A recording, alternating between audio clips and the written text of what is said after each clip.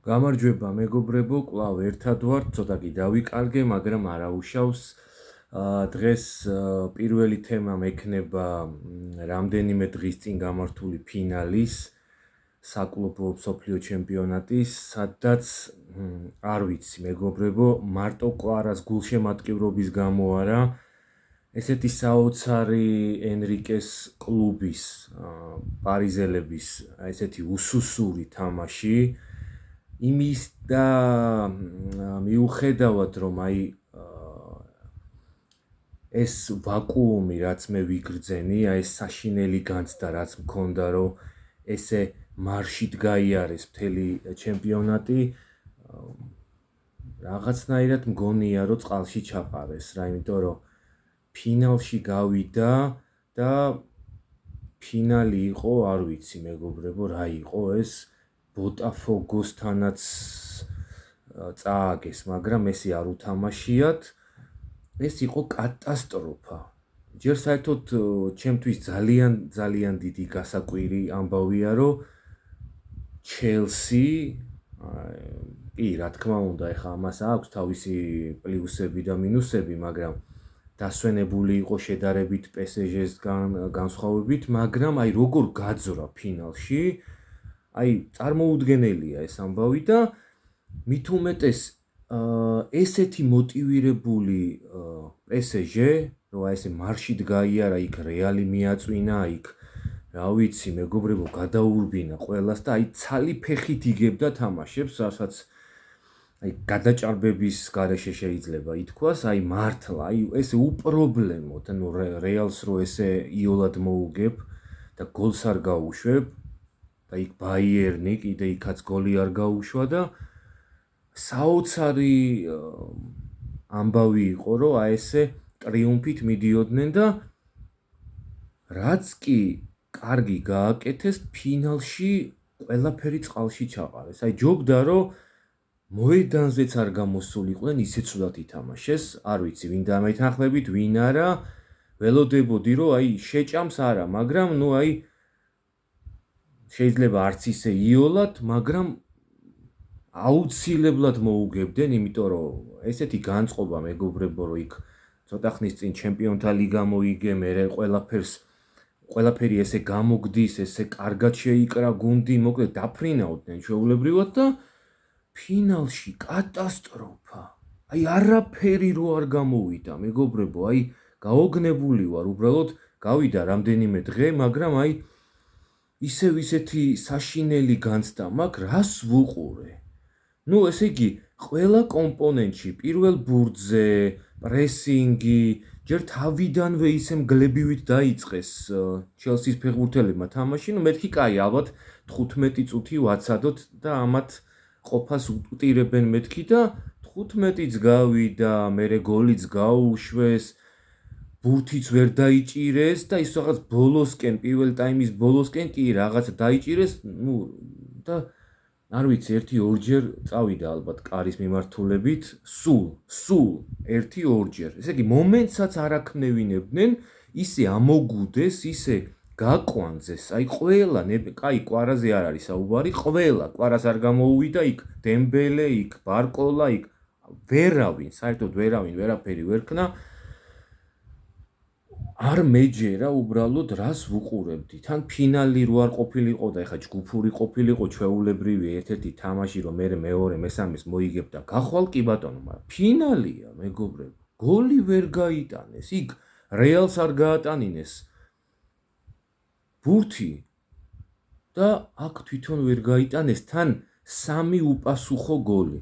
არ ვიცი, საშინელება იყო, არ ვიცი, მე რო უყურებდი, მეგონა რომ ენრიკეს გული დაარტყამდა, იმიტომ რომ ეხა ძნელია რა, როცა ესე ტრიუმფით მოდიხარ და თან მით უმეტეს ეხა უნდოდათ თუ არ უნდოდათ ფინალში გავიდნენ ამ ჩემპიონატის და პირველი იყო და თან თასს მოაყოლებდნენ კიდევ ერთ ძვირფას თასს და ესე სამარცხვინოთ ყველა კომპონენტში, ეხა ვერცეთ კომპონენტს ვერ გამოვყო. დაცვაში საშინლად პალმერმა ააყროლა ჩვეულებრივად PSG-ს დაცვა, დაფრინავდა პალმერი რამდენიც დაარტყა, იმდენი გოლი გაუტანა, რაც გოლი ვერ გაუტანა, ძალიან სახიფათო მომენტი შექმნა, გოლიც გაატანინა, კიდე ერთი ძალიან მაგარი დაარტყა თავიდანვე და მერე ეგრე არ უნდაო და კიდე ორი ბურთი გაუტანა, მეგობრებო, აი არ ვიცი, როგორ შეიძლება პალმერი ესე თავისუფლად და ესე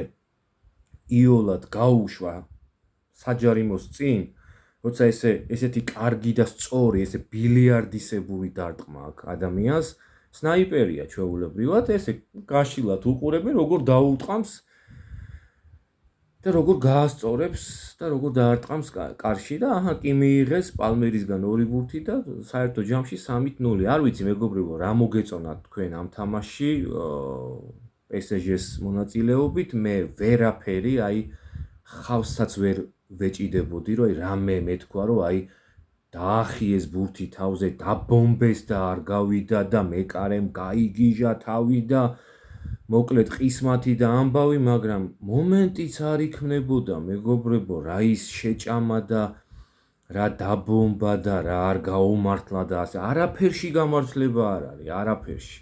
თუმცა ბურთი მგვალია თავისთავად და ჩელსი მოინდომა და ჩელსი ყველა კომპონენტში მაღლა იდგა PSG-ზე, ეს რომც არ ეღიარებინა PSG შტაბს და თვითონ ენრიკეს, ისედაც ეგრე იყო ყველა კომპონენტში გაღუნეს, დაღეჭეს, გაგუდეს.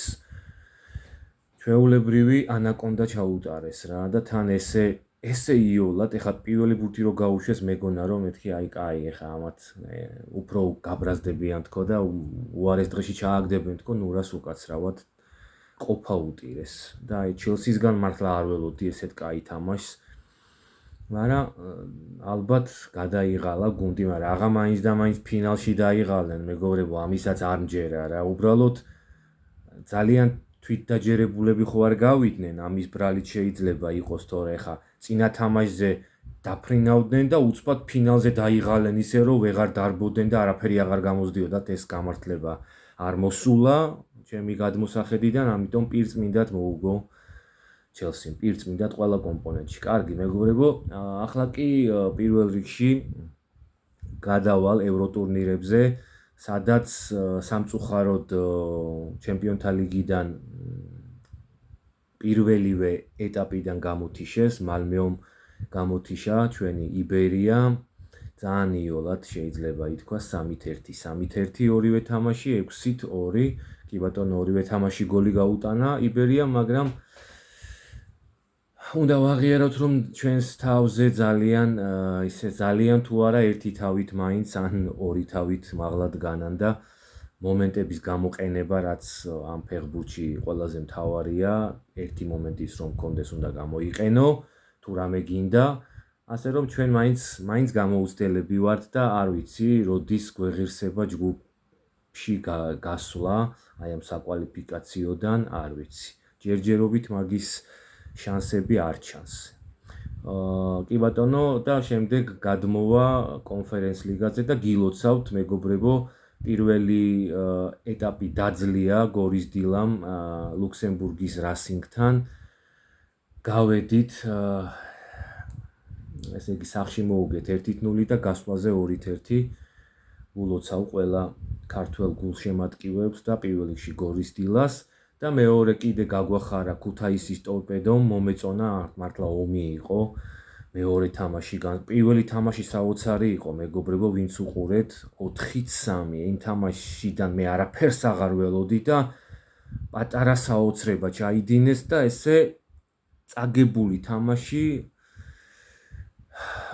როგორც ლუკმა ისე ააცალეს ორდაბას 4-3 და მეგონა რომ მერე საპასუხო შეხვედრაში თუ გაუძლებენ თქო და იქ საერთოდ ვიგებდით ბოლო წუთებამდე და 1-1 მორჩა ულოცავ ქუთაისის ტორპედოს. ეს მეორე კლუბი, რომელიც განაგრძობს შემდეგ ეტაპზე ბრძოლას და ვნახოთ, მეგობრებო, რა იქნება და როგორ იქნება. ანუ 3 კლუბი გვეყოლება, ეხა ის იბერიაც აქ გადმოვა და მოკლედ საგულშემატკივრო გვაქვს, რაც თავარია. და იმედია რომ ამ მეორე ტურსაც, რა თქმა უნდა, ეხა ცოტა უკეთესი კლუბები შეგხვდება თავისთავად, მაგრამ ეხლა ჩვენზე უკეთესია და ასე შემდეგ ამ მიმართულებით რომ ვიფიქროთ ესე ვერასოდეს ვერ გავალთ. ამიტომ არ უნდა გქონდეს მნიშვნელობა ვინ ხვდება, მით უმეტეს ეხლა ესე ციდან ვარსკვლავებს არ წყვეტენ. ეხლა აქ იმდენი ნაყარ-ნუყარი გუნდია ჩამოთვლას აზრი არ აქვს მეგობრებო, ჯერ უამრავი თამაში იყო და მოდიეთ ჩვენების გარდა არაფერს არ ვიტყვი.